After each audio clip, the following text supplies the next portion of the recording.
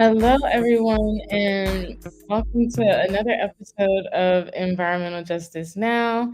My name is Leah Jones, and I am the organizing coordinator and water justice organizer here at Virginia Interfaith Power and Light.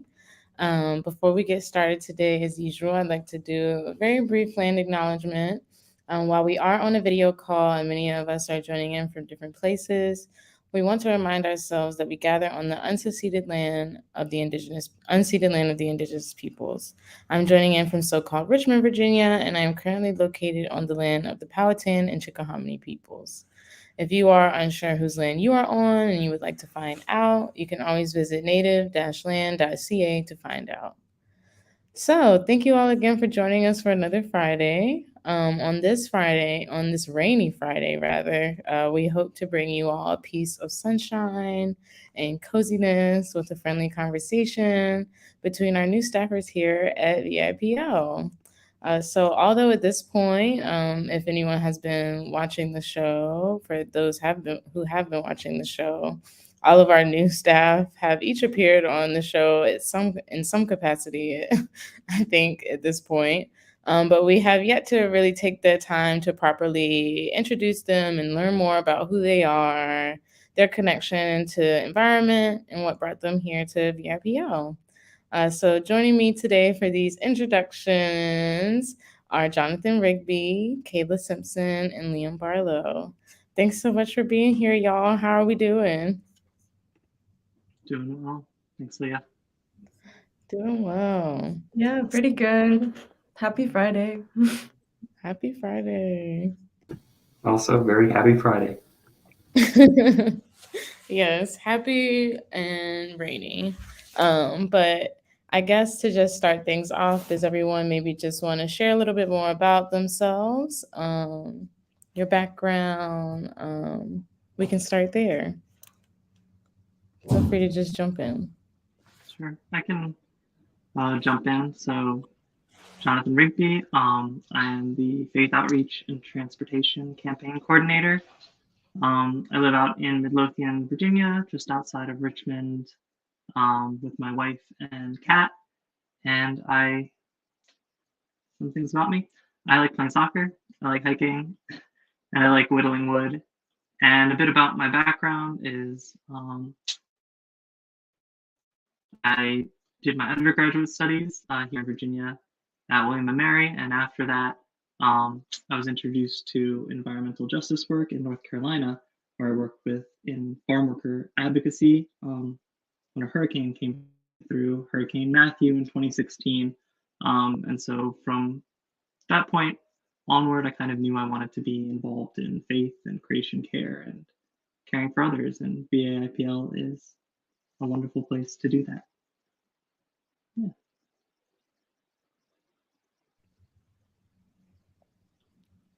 Kayla, would you like to share next? A little bit more Sure, about I can yourself?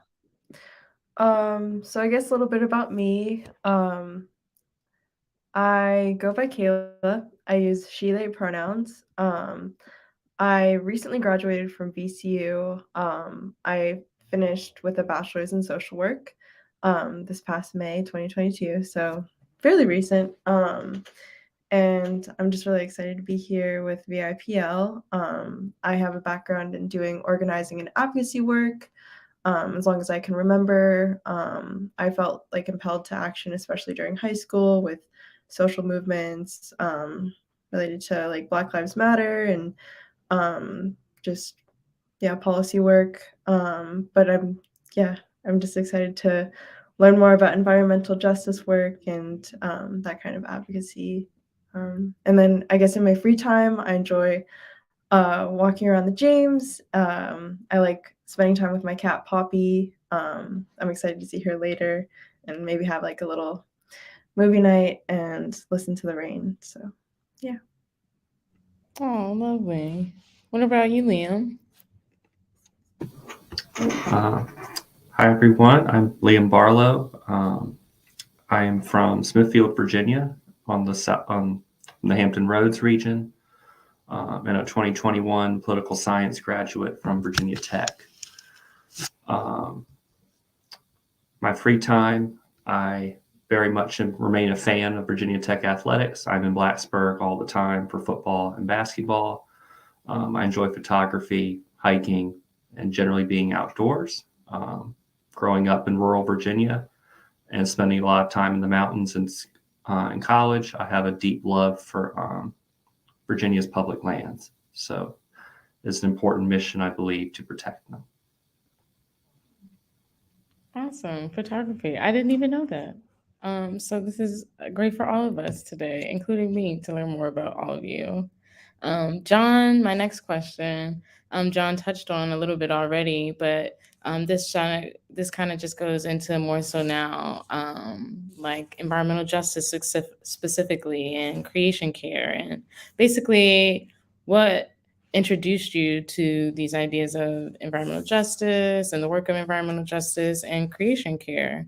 And even maybe you could share more about why caring for the environment is important to you.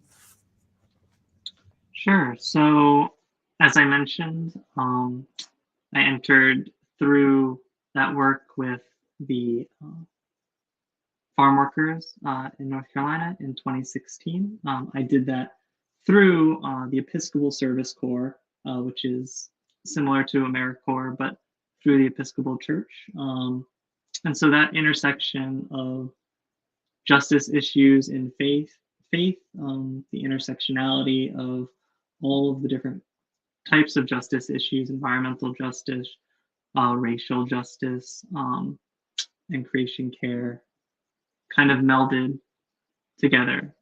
I've always had a love of nature, of the outdoors, but seeing people interacting with it, getting to be a part of the education around it, as well as supporting the people who form the backbone of our food system, and being able to support them really brought me into the space. And so after that experience in 2016, I went to graduate school for religion and ecology, and that intersection only grew from there. And I just love being a part of faith spaces where we get to talk about caring for the natural world and also caring for one another.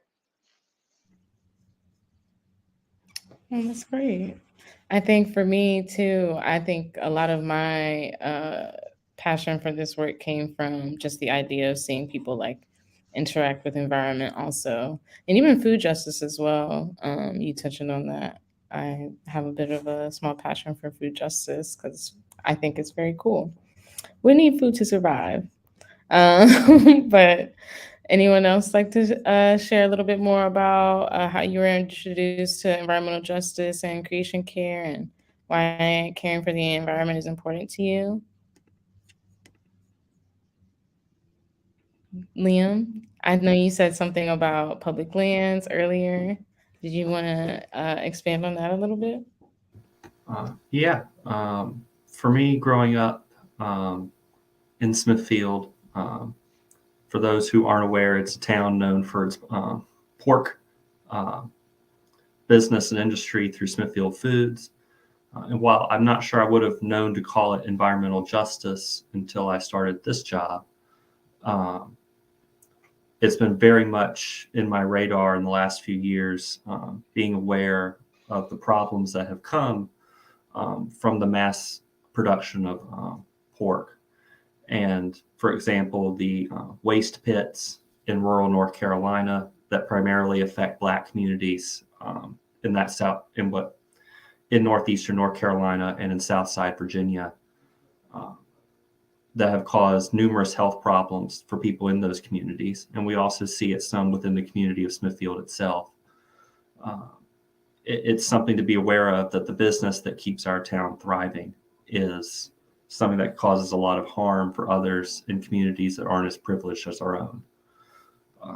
And just growing up in Smithfield, being surrounded by the beauty of open farmland and our beautiful rivers that surround Hampton Roads, it becomes really important in understanding how important it is to protect that and to make it more equitable and available to everyone in our community.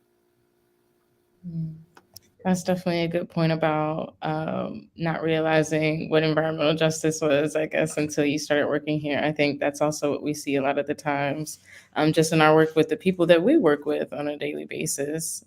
So definitely an example and easily relatable for you. And I've actually never been to Smithfield either, so I should probably check that out. But I definitely have heard of Smithfield bacon and pork, 100%. What about you, Kayla? So I guess to go back a little bit about Liam was saying about how different communities can be impacted. So with my background in social work, I learned a lot about like the intersections of social issues. One of the big things that like really impacted me during my time in social work at VCU was learning about redlining and just like the impacts of that in communities and specific to Richmond and how this has been a problem for a while and it is like currently still impacting us even though it was something that occurred back in like the 60s or 70s. And if you don't know what redlining is, it's basically when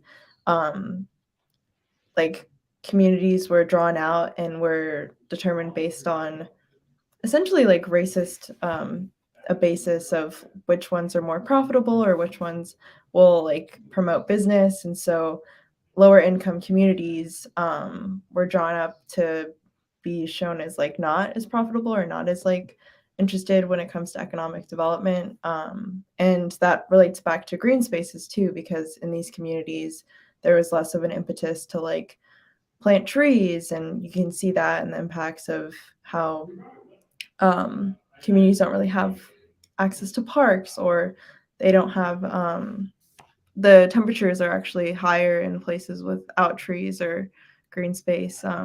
So yeah, just seeing the dichotomy with that, and then the intersections of that with environmental justice. I also really appreciate about the Richmond community the fact that as much as it is a city, we still have access to nature. I really like being able to walk around the James, as I said earlier, and just being able to hike around and appreciate the beauty and like understanding that we need to respect these spaces and protect them. Because I've been a part of like cleanups and also like community gardening and learning the value of like trying to address food deserts and trying to promote accessibility to like fresh produce that's like affordable. So yeah, I feel like I have a passion and I see it at the local level. And I also appreciate that we're able to have the statewide perspective and being able to support our neighbors across Virginia. So yeah. Oh, thanks. Yeah, definitely. I love talking about green spaces, and I think just kind of combining everything that you all have mentioned earlier, touching in different ways, like the interactions with different people, and just valuing, like basically seeing the value that being in the environment can bring to a person, and giving everyone that opportunity and that right to be able to experience that, I think, is also what brought me here, to this work in general, and also to VIPO. Um, does anyone else want to maybe speak more about what exactly brought you to VIPO, or maybe how you had the pleasure of finding out about, well, joining me here on this program today as a staffer? Yeah, how did you all end up here in this position? John, would you like to start us off again? Yeah, sure. So I had kind of known about Virginia Interfaith Power and Light, or just Interfaith Power and Light, the national branch, broadly from my time in divinity school. Um, it was known as a really good space and doing good work on the legislative and local level. So that's how it got on my radar. And so when the job opportunity came up, I was really excited. And I'm excited to join you all. And it just feels like such an important and natural space to be in. Yeah. Definitely. Especially with your background, John, it's right on time. Liam, Kayla, what about you guys? What brought you to this seat that you're in now? I guess I can go. So being a recent graduate of VCU, I was trying to figure out what I wanted to do next. I knew I wanted to take some time off of school after being in school for like the past 16 years or however long you're in school for up until college. And I had had some experiences in social work on the more micro level, so like working one-on-one and having client interactions and support in that way, which I felt like was very impactful. But at the same time, I wanted to learn more about advocacy at the macro level and how community organizing works and policy work. And I do kind of have a background with that and canvassing and creating space for people of all backgrounds to see how we can impact communities at a larger scale. So I was going through job listings, blanking on what the website's called, but it's just like it's a website where a bunch of like listings specific to Richmond are posted, or I guess Virginia, but it's called Connect VA. But I saw the listing and then I read more about the values and just the intersections of the work that y'all, or I guess I do now too. So I was like, oh, this seems like it aligns pretty well with me and what I hope to learn in my time off of school. So yeah, so far so good. I am enjoying it and I feel like I've already learned so much. Awesome. What about you, Liam? I was in a similar boat with Kayla. This past year, I just sort of finished an organizing job with the campaigns in the 2021 elections. And I was looking for a change. I could not continue to sustain myself in that line of work. So, and I honestly would not have heard about this job except for a friend of mine who used to be on the staff here suggested it to me. And I was a little confused at first at what I was looking at, but it seemed like a really great opportunity. And the application process went really well. And I'm really glad to be on the staff. I've had a great time getting to know Kayla, John, Leah, and Kadest. It's wonderful to work with all of them. I'm happy to be here. Oh, it's great to know you too, Liam. I'm honored. I think the last question that I wanted to just bring out onto the table now is to give everyone just an opportunity to share a little bit more about your position here at VIPL and basically any opportunities for people to get involved in the work that you're doing. I know we all each have our own respective campaigns or specific roles that we are the leads of. So if there's any ongoing work right now that people can get involved with, what are some of those things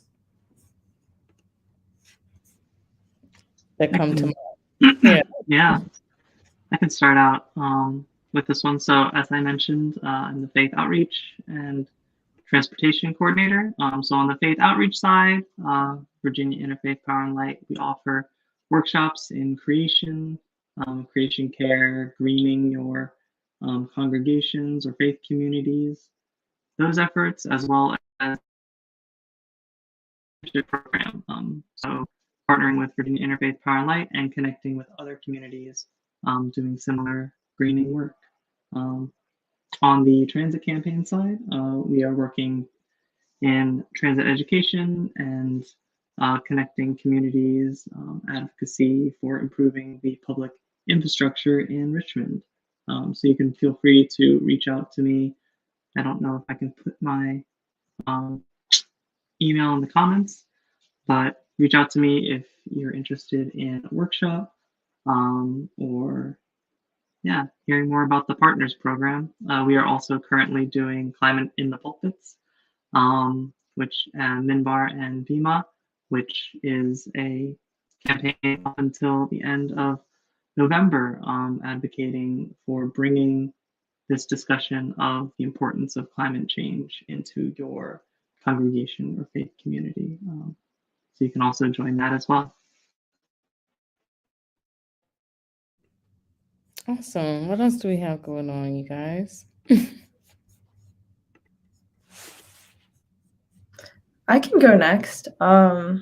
So just as a general, I am the communications and education coordinator. So I work a lot with our social media. Like you can connect with us via Instagram or Twitter or Facebook. And I also work on the website a little bit. I also send out the e-news every week. So if you're wondering who's behind the little stories or highlights or events that we're promoting, you can reach out or connect with me if you want anything to be put in that or put on our socials. And then I'm also education. So I have an upcoming volunteer workshop series that I've been trying to promote on our social media and email. The first volunteer opportunity or volunteer workshop opportunity is going to be on October 13th. It's going to be from 7 to 8 p.m. and it's going to be a meet and greet with us at our office. And you can learn more about it if you look up vapl.org/volunteer. And then it's going to be a series that includes phone banking and canvassing, an opportunity to learn about op-eds and LTEs, as well as lobbying 101. There's going to be 2 opportunities for that, and that'll be closer to the General Assembly. So it'll just be a series that'll be continuing to prep and build momentum for us to continue working with our community and finding ways to support us. So if you're interested, please sign up. It'll be a lot of fun. I'll have food and snacks, and it'll just be a good way to connect with community, I think. So yeah, it'll be fun. Sounds exciting. Okay, I think also I just wanted to share that if anyone would like to at any point be interested in writing op-eds, LTEs for us, this is definitely the time to do that and learn more. So please sign up if you're able to. I think, Liam, is there anything that you wanted to share? The big thing for my role, especially as we go into the General Assembly session, will be just having people advocate for or opposing certain legislation as it comes up, as it moves through the Assembly. And a lot of those workshops will kind of go right into exactly what we're going to need as an organization. And so people should definitely be trying to attend those if that's something they have time for and are interested in. One other thing I will mention is that my secondary role here is working with civic engagement. And on that note, people can access our materials about voting and any questions they have in that area at our vaipl.org/civics page. I encourage people to look at those resources as they plan how to vote this year and if and when they might want to vote early, which is open now.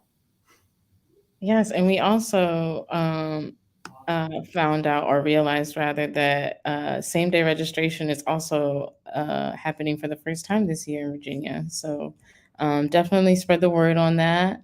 And thank you so much, Liam, for sharing. Please be sure to check out all of the resources that we have on our civics website as well. A voter toolkit and a voter calendar with all the important dates, deadlines that you can easily share and use in your communities and with your faith community especially.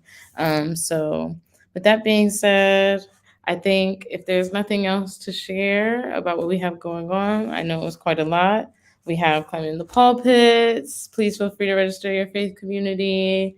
Opportunities to volunteer and meet and greet with us. Even though you did just meet many of us here today, you can see us in the flesh, in person, at our office for those workshops. And also, of course, if you are interested in getting involved with us in relation to the election this year, please also reach out to do so as well. It was great talking with you all and just chatting today on this rainy Friday. And we hope that we see some of you all out there with us doing the work that we're doing, or joining us in this work rather. And we look forward to it. So thank you all again so much. And everyone at home, we'll see you next week. Yay. I also want to mention one thing about the workshops. Oh, There yeah. is a virtual option as well. As much as we would love for you to be here, we also want to make it accessible to people who want to join from home or aren't in the Richmond area. So, yeah, feel free to check us out that way too. Absolutely. Were you trying to share something else also, John? Oh, he was waving goodbye. All right, everyone. Bye. See you next week.